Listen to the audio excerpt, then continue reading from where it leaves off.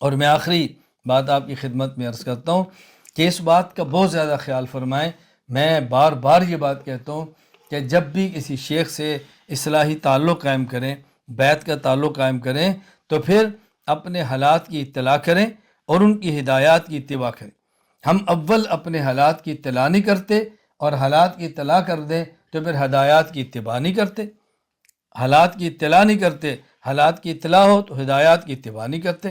ابھی گزشتہ کل کی بات ہے، مجھ سے ایک صاحب نے رابطہ کیا، میں گناہوں کے اندر مبتلا ہوں، میں نے کہا آپ کسی سے بیعت کر لیں اور ان سے رہنمائی لیں۔ کہا جی بیعت میری فلاں صاحب سے ہے لیکن ان سے میرا رابطہ نہیں ہوتا۔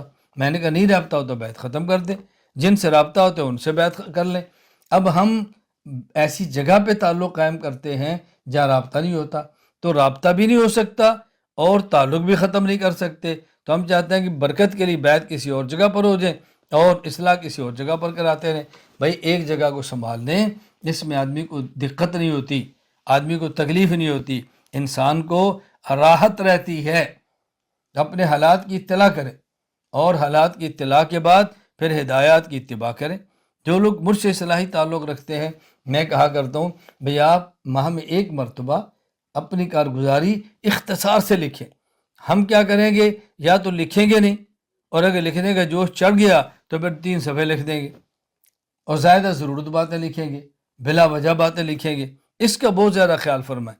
اور موبائل کا تو میں بار بار کہتا ہوں بھئی آپ اس کو آداب سیکھو، استعمال کا سلیقہ سیکھو، کسی کو میسج کرنا سیکھو، کسی سے رابطہ کرنا سیکھو۔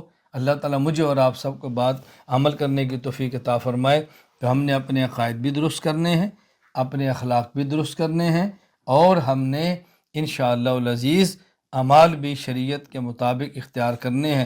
اللہ تعالیٰ مجھے اور آپ سب کو عمل کرنے کی توفیق عطا فرمائے۔